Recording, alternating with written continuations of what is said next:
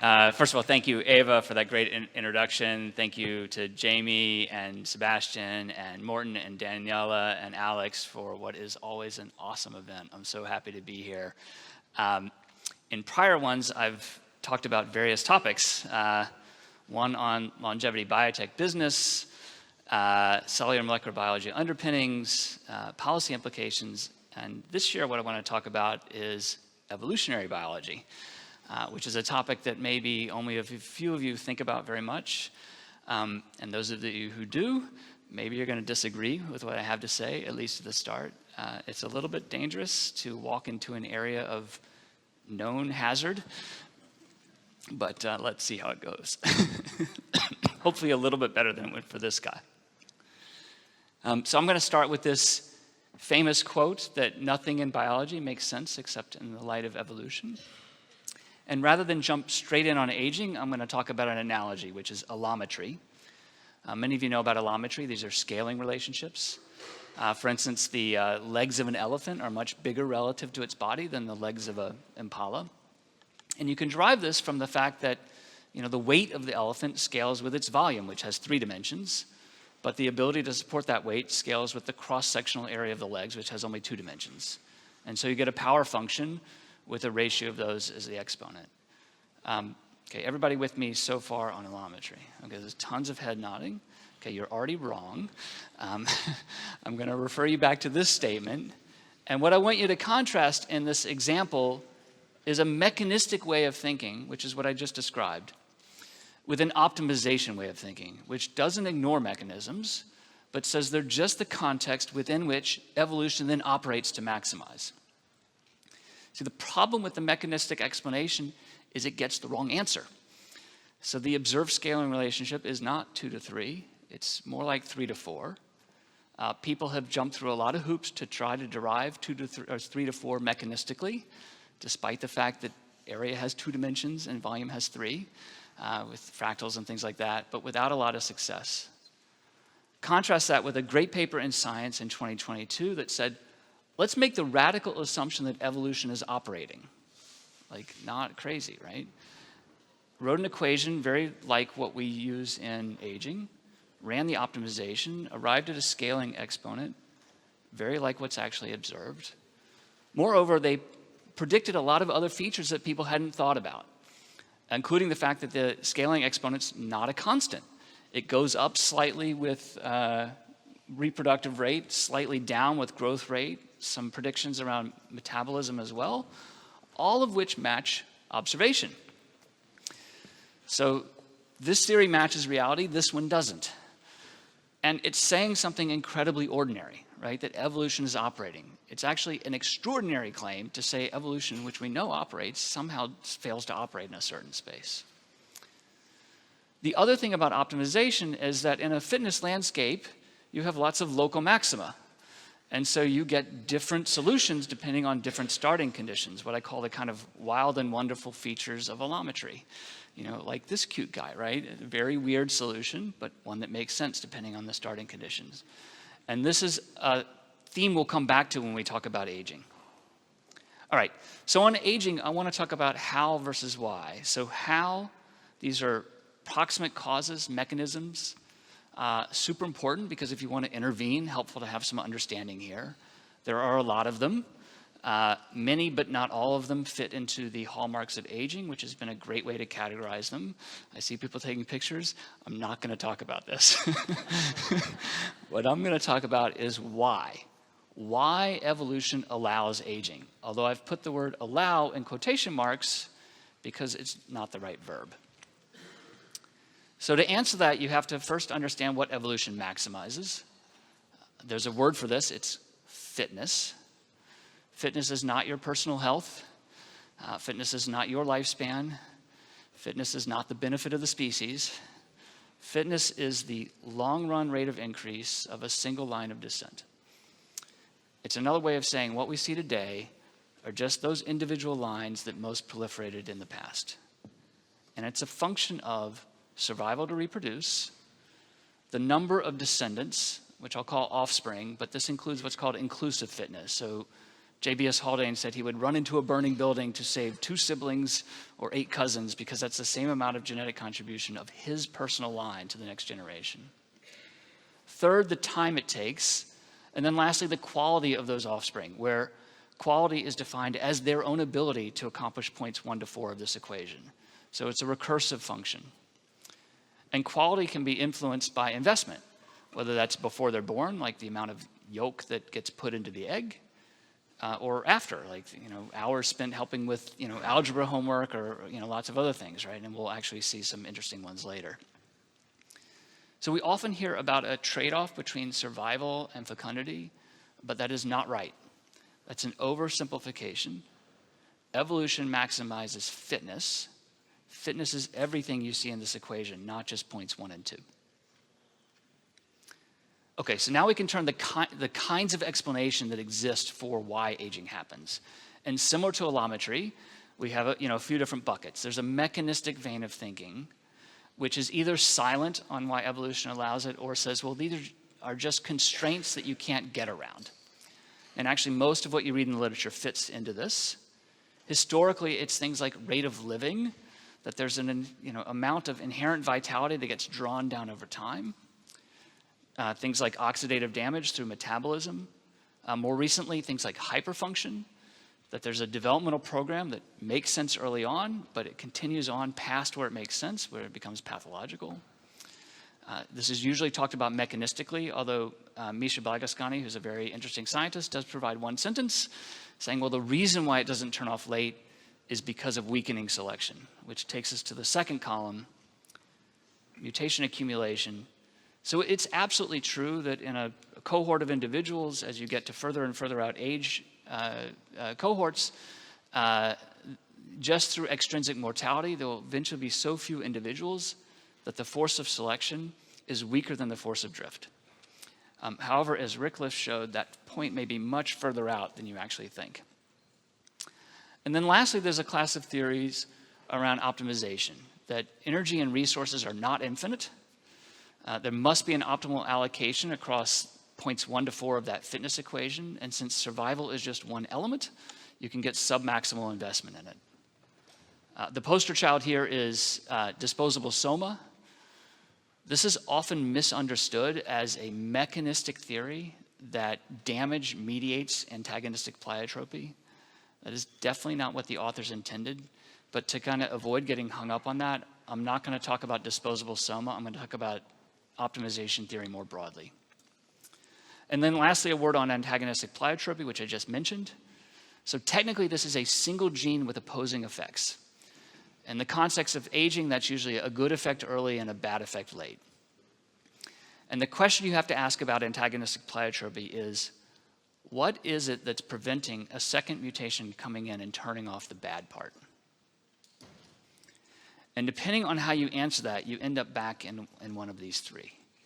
Either you say, well, they're inextricably linked, or the damage is already done, some sort of mechanistic explanation. Or you say, well, there's not enough force of selection to turn off the bad part late, and this is how Williams himself described it. Or you can talk about it as an optimization, as in this quote from Abrams. So antagonistic pleiotropy is quite slippery, because people can talk about it in different ways. And if you're talking about it in the third sense, an optimization, it's actually a very narrow special case of it, because you can absolutely have optimization other than a single gene with opposing effects. Okay, so just as with allometry, there are a lot of wild and wonderful features of aging, and we can use these to interrogate these kind of theories empirically. So the first is that caloric restriction extends lifespan. So these two mechanistic theories do great here. These little dots are rendering differently on Mac. They would be green check marks, but you get the idea. So you can imagine, less energy is coming in, therefore there's less function, less living, should extend lifespan. That's exactly what's observed. Clive McKay is usually credited with the first scientific investigation of caloric restriction in the 30s, but it's in Pearl's writings on rate of living in the 20s. This is his Kaplan-Meier curve for caloric restriction in Drosophila. It should look pretty familiar other than being on a log scale. So these theories do great here. Now, if I were to talk about exercise, which presumably is increasing function, maybe these theories wouldn't do so well, but I'm not going to talk about that. I'm going to stick with caloric restriction, go to the second column, and here we have a problem. So first, there's no obvious reason why caloric restriction should extend lifespan under this theory, but it's worse than that. Williams argued that because there are so many different kinds of mutations that accumulate, you might fix one, you might fix two, you can't fix them all. It should be impossible to extend lifespan. Now, whether through caloric restriction or any other means. Now, that's been falsified, so this does not work here. Optimization theory, on the other hand, does very well. So if you're trying to maximize the long-run rate of descent in conditions are so bad that offspring are less likely to survive, you should absolutely redeploy those resources to survival to try to wait for a better time. Indeed, many of the kind of classic genes that are known in this area for lifespan extension are diapause genes, not surprising. Okay, a second feature is that both fast and slow livers and functioners are long-lived. That's a problem for these mechanistic theories that are based on the rate of activity. Because the turtles and birds are at opposite ends of the spectrum but end up with the same result. Not a problem for theories based on protection from extrinsic mortality, which is where mutation accumulation focuses, because they're on the same end of the spectrum there. And similarly for optimization theory, not a problem, it's a good fit. In general, it makes more sense to invest in a soma when it's not going to be destroyed through some other means. A third feature is that mortality rates plateau. So the Gompertz equation says mortality rates with age cohort go up exponentially. What we actually observe is that they flatten out at extreme ages. I'm going to say that's consistent with these mechanistic theories. You're aging, you're slowing down, therefore mortality rates should come down. Arguably, these theories say not only should they flatten, they should decrease, which doesn't match what we observe, but I'm going to give them credit. It is a fatal flaw for mutation accumulation. The core premise of mutation accumulation is that at ever-increasing age cohorts, there are more and more mutations, more and more ways for things to go wrong. Hamilton, who formalized the math, directly proved this. Now, there's been some attempts since then to kind of refine the math, but you have to jump through a lot of hoops. But not a problem for optimization theory. Abrams, who formalized the math, showed that depending on what you assume for how reproduction and extrinsic mortality changes with age cohort, you can get all sorts of curves. But the most common curve you get is exactly what we observe, a asymptoting curve. And then lastly, we have the feature that eusocial insect queens are long-lived, 2 orders of magnitude longer than workers, despite the fact that they're pumping out a ton of function. Right? The African driver ant queen lays 4 million eggs a month. That is the record among insects. And people have rightly pointed out that this poses a challenge for theories that are based on level of function. But again, not a challenge for theories based on protection from extrinsic mortality, because that's what queens have. They're in a very protected niche. And in fact, across species, there's a relationship between how protected the niche is and how much longer the queen lives relative to workers. The last thing, though, I want to leave you with is a future prediction, which is fundamentally different for optimization theory and a little bit counterintuitive. Optimization theory says that species in their natural state are at or near a local maximum. And that means any mutation, including mutations that extend lifespan, should reduce fitness. They reduce fitness. They move you away from the optimum. That's different from the other theories. Mutation accumulation says that lifespan enhancing mutations would be good. It's just there's not enough selection pressure to get them. Or mechanistic theories say, sometimes they're silent about it, but if they talk about it, say, lifespan extension is good for fitness. Optimization theory says the opposite. Aging is good for fitness. Not per se, but it's the best solution possible under the constraints that exist. That doesn't mean it's morally right, by the way. I'm not advocating for it. I'm just talking about what evolution selects for. And that creates a testable prediction, right? We can look at the impact of mutations that extend lifespan and see what they do. And, we have a problem. So there's lots of evidence that you can get what's called lifespan for free. This was evident to some degree even in Cynthia Kenyon's first seminal paper on DAF2 in worms, followed up by a beautiful paper by Dillon and colleagues that showed lifespan extension with no impact on number or timing of offspring. And Lind went even a little bit further and showed no change to egg size. So have I now just disproven optimization theory as well? And none of the theories on the prior page match all our observed data. So I'm going to answer that with a detour into salmon, right? Another wild and wonderful feature of aging that we have to explain.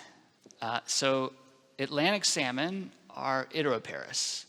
They swim upstream, they spawn, they go back to the ocean, and if they're lucky, they come back and do it again. Pacific salmon are famously simiparous. And there's several species of these, but same kind of phenomenon. They swim upstream, they spawn, and they die. Now, Atlantic salmon have a 5 to 10% chance of spawning again. And there's some data to suggest that Pacific salmon, if they behave the same way, would have about the same odds. So how can it be adaptive for Pacific salmon to kill themselves and give up that 5 to 10% chance to breed again? And if you have an answer for that, well, why isn't it also true for Atlantic salmon? So to unravel this mystery, you need some facts. So fact number one is that the west coast of North America is mountainous. And that means there's a steep gradient and a lot of rain. So winds come off the Pacific, hit the mountains, drop the rain. It's actually a rainforest, a temperate rainforest. And the steep gradient coupled with the high rain means streams leach quickly. And Cederholm measured that streams in the Atlantic are actually 3 times more nutrient rich than streams in the Pacific. So that's the difference between eating, once a week or 3 times a week. It matters. Second fact is that the number one thing that juvenile salmon eat are carcasses, also eggs. And Bilby ran the experiment and showed that if you change the amount of carcasses, you have a huge impact on juvenile size and survival. And now we can come back to the fitness equation and see what's happening here, right? It's number 4. There's investment in the offspring. They're literally feeding their offspring. In the Atlantic, where the juveniles don't need to be fed, it doesn't make sense to give up a 5 to 10% chance to breed again. But in the Pacific, it does. And the kind of cherry on top of the cake of this story is that actually not all Pacific salmon are simiparous. Those that breed in nutrient-rich estuaries are idiroparous.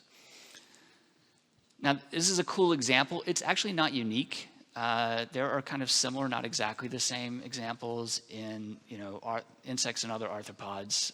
So male black widow spiders famously allow themselves to be eaten after mating. It's been shown experimentally. This increases their fitness. It improves the quality of their offspring. And it's in kind of a similar context where the odds of moving from one web to another to mate again are very low, like 5%, that kind of thing. And for those of you who don't recognize this is like the Bumble of the 1980s, right? So,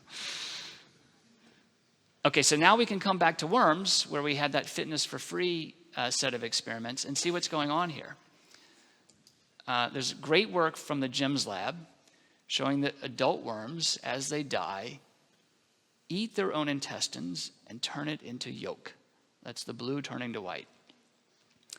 They also show that juvenile worms then eat that yolk. And on the right-hand side of the chart, there's a spectrum across species and variants of how much this is done. And now we can come back to the uh-oh slide and see that it's actually an O slide. You have to look at the full equation of fitness. And so far, that experiment has not been done. Yes, you can get longevity without change to number or timing of offspring, but we have not looked at quality. Egg size is a proxy, but it misses investment, particularly post-death. Now, this is an experiment that can be run. You simply have to watch for a few generations and make sure you do so in natural conditions because that's how the optimum has been set. And so I hope I've left you at the end of this with just 3 things. Number 1 is a newfound appreciation for optimization theory. It fits all observed data. It's the only theory that fits all observed data. And it's saying something incredibly ordinary. that evolution is operating, which we know from much other data operates everywhere else, right? So it's actually an extraordinary claim to either implicitly or explicitly claim that it's not. Second, it makes a very testable prediction, and I hope someone runs the experiment. And then third, there are a lot of other topics that are super important to me and I think us as a community if we're going to make progress in health span and lifespan. I didn't talk about any of them, but I promise next year I will switch gears